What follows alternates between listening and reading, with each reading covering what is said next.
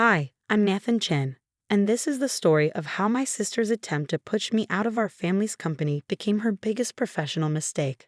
Sometimes the quietest person in the room is the one you should watch out for the most. Chen Technologies had been our family's legacy for 30 years. My father, David Chen, built it from scratch in our garage, turning his brilliant ideas into a tech empire. Growing up, my sister Amanda and I spent countless hours in that garage, watching him work his magic with circuits and code. But while Amanda inherited Dad's charisma and business savvy, I took after his innovative spirit. She excelled at presentations and networking. I thrived in the lab, working on new ideas and solutions. We were supposed to be the perfect team, her business acumen and my technical expertise carrying our father's legacy forward. That was the plan anyway. Everything changed when Dad had his stroke. He survived, but the doctors advised him to step back from day-to-day operations. The board needed to appoint a new CEO, and everyone assumed it would be a joint leadership between Amanda and me.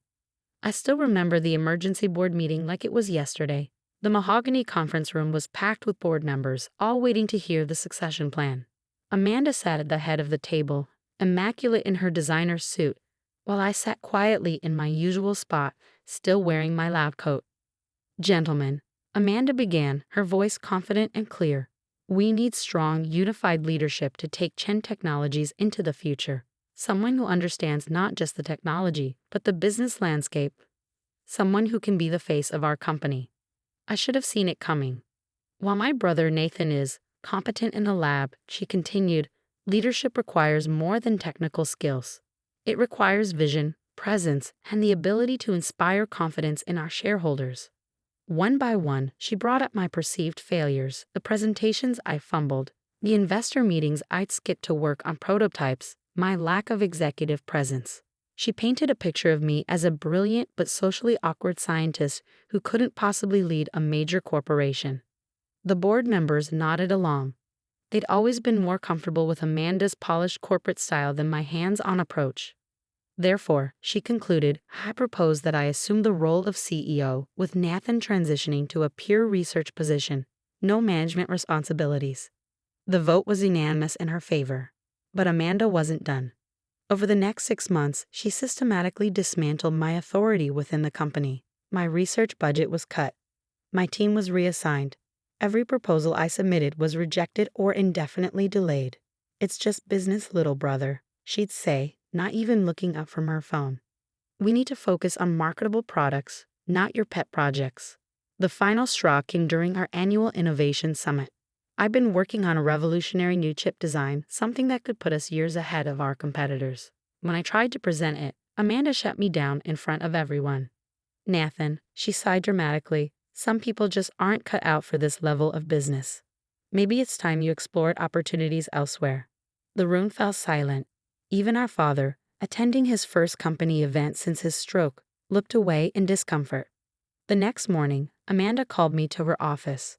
"I've prepared a resignation agreement," she said, sliding a document across her desk. "Very generous severance package. You can keep working on your little inventions at home." "And if I refuse?" She smiled, but it didn't reach her eyes. "Then I'll have to take more direct action.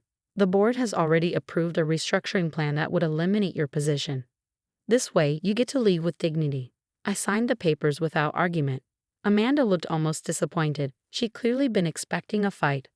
"Always the quiet one," she mused. "That's your problem, Nathan. You never learn to stand up for yourself." I left her office without a word, stopping by the lab one last time to collect my personal items. As I packed up my notebooks, my phone buzzed with a message from our patent attorney, Maria. "Everything is registered and confirmed. They haven't noticed."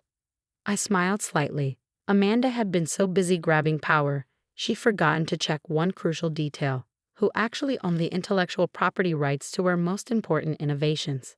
You see, while Amanda was playing corporate politics, I'd been quietly protecting our father's legacy and my own work. Every major patent from the past 5 years had been registered under my personal holding company, with Dad's full knowledge and approval. The company had been operating under a licensing agreement that expired upon any change in my employment status. And in 3 weeks, Chen Technologies was scheduled to launch their biggest product line ever, all based on technology I owned. I took one last look around the lab where I'd spent so many late nights. On my way out, I passed the company's mission statement mounted in the lobby. Innovation through integrity. Dad's favorite phrase. "Don't worry, Dad," I whispered. "Let's see how innovative Amanda can be now." The day of Chen Technologies' big product launch arrived with all the fanfare Amanda loved. She'd rented out the city's most prestigious convention center, invited every tech journalist in the country, and even hired celebrities to attend. The company's stock was at an all-time high in anticipation of the announcement. I watched the live stream from my home office, surrounded by the patents that were about to change everything. Right on schedule, Amanda took the stage to thunderous applause. "Ladies and gentlemen," she began, radiant in the spotlight, "today Chen Technologies will revolutionize the industry with our quantum processing architecture." That's when my lawyer sent the cease and desist letters to the company, the board members, and every major media outlet covering the event. The reaction was almost instantaneous. I watched Amanda's face freeze mid-sentence as an aide rushed onto the stage and whispered in her ear. The confident smile vanished from her face. "I will be taking a brief recess," she stammered. Technical difficulties. My phone started ringing immediately. Amanda's name flashed on the screen, followed by messages from board members and our father. I ignored them all. Instead, I sent one text to Maria: "Proceed with Phase 2. Within hours, Chen Technologies' stock started plummeting as news broke that they didn't own the rights to their flagship technology. Emergency board meetings were called. The launch was indefinitely postponed. Amanda's perfectly orchestrated triumph had turned into a nightmare. Finally, I answered my phone. "What did you do?" Amanda screamed. "Do you have any idea what you've just done to our company?" "Our company?" I replied calmly. "I thought you made it clear it wasn't mine anymore. I'm just protecting my intellectual property." What are you talking about?" "Check the patent office records, sister dear. Every major innovation Chen Technologies plan to announce today. They're all registered to my holding company, NC Innovations. The company's been operating under a licensing agreement that terminated the moment I was forced to resign." The silence on the other end was deafening. That's impossible," she whispered. "Dad would never." "Dad knew exactly what I was doing," I cut in. "He learned long ago not to underestimate the quiet one in the room. While you were busy playing CEO, I was protecting our family's real legacy, the innovation that built this company." The next few days were chaos. Chen Technologies' stock dropped 60% as investors panicked. Amanda tried to claim the patents belonged to the company, but Maria had bulletproof documentation proving otherwise. Every invention, every innovation I developed over the past 5 years was legally mine. The board called an emergency meeting.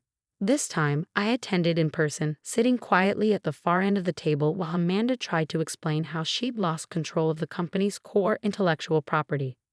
"We have 2 options," I finally spoke up. 1. I take my patents and start my own company, leaving Chen Technologies with nothing but an empty shell and obsolete technology. "You wouldn't dare," Amanda hissed. "It would kill Dad to see his company destroyed." Option 2, I continued as if she hadn't spoken. "We restructure. I return as co-CEO with full control over R&D and product development. Amanda handles sales and marketing, what she's actually good at. Equal partnership, just like Dad always wanted." The board voted immediately. Amanda had no choice but to agree. Dad came to see me that evening. He looked older, tired, but his eyes were clear. "You knew," I said. "You knew she would try to push me out." He nodded slowly. "Amanda's like me when I was younger, ambitious, aggressive. But she forgot what really built this company." He picked up one of my old notebooks. It wasn't fancy presentations or stock prices. It was this: the innovation, the dedication to creating something new. The restructuring took time, but eventually, Chen Technologies emerged stronger than ever. Amanda and I learned to work together, each focusing on our strengths. She still handles the spotlight, but now she makes sure to give credit where it's due. Last month, we had a family dinner, the first one since everything happened. As we sat in Dad's dining room, Amanda raised her glass.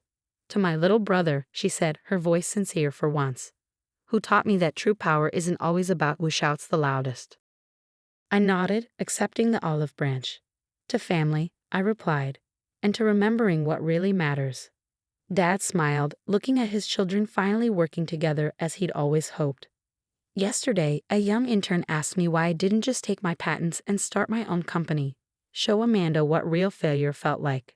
I showed him the old family photo we still keep in the lobby, taken in front of Dad's garage where it all began. Because some things are worth more than revenge, I told him. Sometimes the biggest victory isn't in destroying what others built, but in showing them a better way to build together. Chen Technologies celebrates its 35th anniversary next month.